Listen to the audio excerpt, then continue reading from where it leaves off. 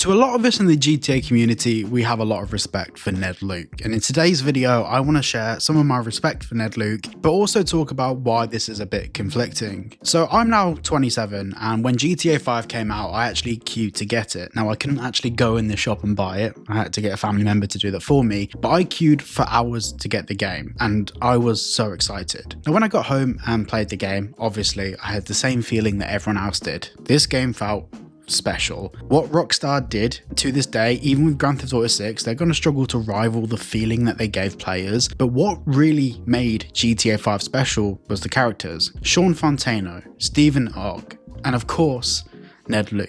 Now for a lot of us growing up, if we had parents that were working or we had stuff going on at home, stuff that maybe we don't like talking about, we'd just stick our head in Grand Theft Auto, play it, and for us it was a way to pass the time, and it was a form of escapism. This beautiful open world that Rockstar built was an opportunity for us to escape reality, and that's kind of what gaming is to a lot of people. It's not about money, YouTube, or any of that, it's about escapism. That's why the vast majority of people play games, and that's why fantasy games do so well. And the thing is for the past nearly 12 years, we've all been playing GTA 5 and we all know the story inside out. Well, most of us know the story inside out. And we have a relationship with that story because for us, it reminds us of a point in time, a place in our life, or a journey that we've been on as people. We've played that game for years. And to me, one of the people that I've always respected, and this is something I've spoken about in both the podcast and done a dedicated video, which of course I've now deleted, talking about how Ned Luke has embraced the GTA community. So rather than obviously being an actor, a well-established actor,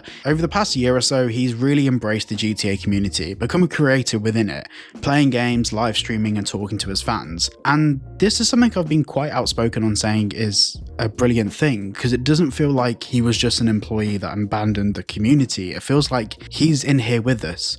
He's in the trenches playing the games. He's one of us. And with his growth on social media, it gave us an opportunity to talk to Ned Luke and have dialogue with him. And this is where the problems really start. Over the past year, I've seen a lot of stuff on Twitter where Ned Luke has left kind of snarky comments towards people that were quite negative, and a lot of people have said that he's just trolling. But a few people have spoke about this, and there's been a few conversations in private over the past 6 months in particular where people have mentioned to me that they don't feel like it's trolling anymore.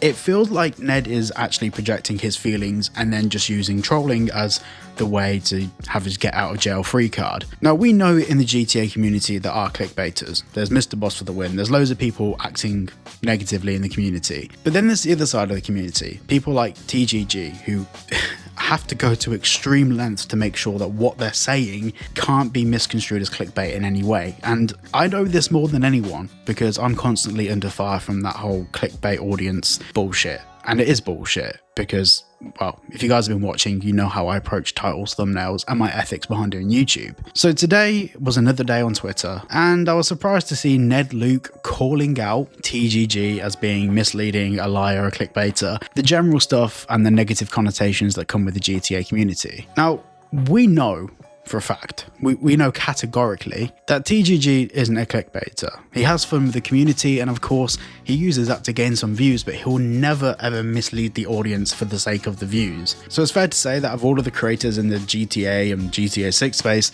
he's not really a clickbaiter, let's be real. Now over the past 6 months, as I've got a bit bigger on Twitter, people have messaged me before when they've had interactions with Ned Luke, and I've seen some really good ones, people saying that they had nice experiences, but I've also seen the ones where people have felt really let down, because Ned Luke to them is a celebrity, he's a hero, people look up to him. So when people message me saying that they had a bad experience talking to Ned Luke, whether Ned is trolling or not, if he's categorically making people feel shit all the time by saying things that to maybe some younger viewers and younger audiences could be seen as him ganging up on them, they're going to feel negative. And there is a difference from trolling, but as a man in his 60s, this isn't really the way that you should engage with the people that are your audience. And in the words of Ned Luke himself, the fans are the game. Now, I replied to Ned Luke a few times, and if you want to read it, you can pause it, it's on the screen. But I had to check that I wasn't misreading this correctly and it wasn't just trolling. And I went back through my DMs and I found 6 incidences of Ned Luke upsetting people, and they're just the people that messaged me about it. Forget the people that never messaged me about it. But even other creators like Game Roll, for example. Now, Game Roll is very careful about what he says. We have a lot of conversations about what we post on social media and how to make sure that it's not misleading.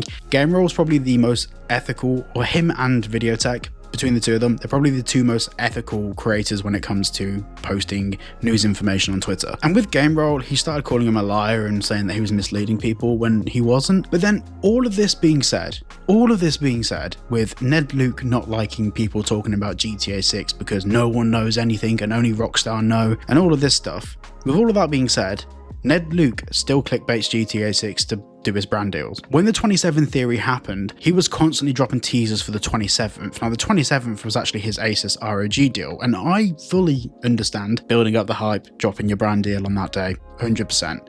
Can't fault it, no issues with it. But my issue is when he then uses the same thing that he does to create issues with other people, and he's wrong about it. Like representing TGG as being misleading or a clickbaiter is bollocks. We all know that's bollocks. But then when he does a live stream and people ask him about what he's excited for with GTA 6, he's happy to sit there and talk about it. But when people ask us, our audiences on YouTube, what we're excited about, us talking about it is misleading. Now, if this was just like a random dude on Twitter, I'd give less of a shit. Trust me, I get in a lot of Twitter spats. You guys have probably seen. Some of them are pretty funny.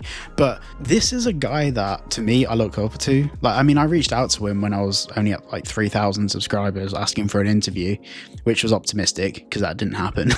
But I really look up to Ned, the way that he's embraced the community. But it's stuff like this is, you know, when people say never meet your heroes, it rings true here. It starts to feel a little bit like his catchphrase of the fans are the game is more of a marketing piece than the way he feels. Now, this is just my opinion, but it's my opinion formed off seeing the way that he engages with people online. And it sucks because we know that, like, even though Sean Fontano solo is part of the space, he engages in it in a different way to Ned. And Ned has been the most active part of the community, and obviously we don't have Stephen Ogg really engaging with it. He's done some really good interviews, but Ned's been like the GTA guy. He's been the guy that came from GTA and then fell into the community, and we loved him for it. And now there's like this sense of bitterness every time I see him post about something, or I see one of his live streams, because off the back of that, there's these snide comments that he's making to other creators where he believes his value is more important than everyone else's. And what he doesn't understand is that the numbers he sees on his screen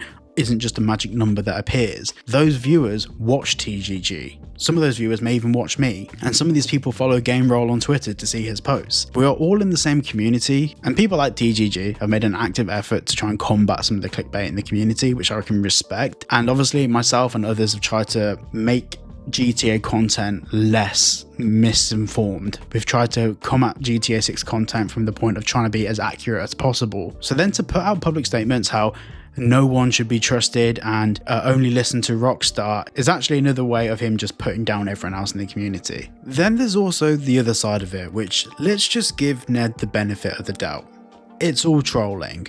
It's all taking the piss. Well, he has no respect from creators for doing that, because as we can see from TGG's post, all this did was make people believe it, then give TGG a load of shit for something which quite clearly isn't true. And I'm assuming it's not trolling, because one night out of nowhere I started getting comments on my video saying that Ned Luke had called me a clickbaiter. So whether he's trolling and you're a creator, it's a problem. And it's an even bigger problem if he's not trolling, because he's just being a bit of a prick. I only say all of this because I am a fan of Ned Luke. Seeing one of your idols from your video game, like, I mean, my whole career only exists because GTA 5 existed. Like, the only reason I'm interested in this topic, and the only reason we're all interested in GTA 6 is because for a lot of us, GTA 5 was the game that broke through the mold. Obviously, GTA 4 was spectacular, and Vice City is one of my favorite GTAs, but GTA 5 is the game that put Rockstar on the map in the capacity that they're at today. So, like, looking up to Ned Luke and then just seeing that the people that I respect, he just throws shade on,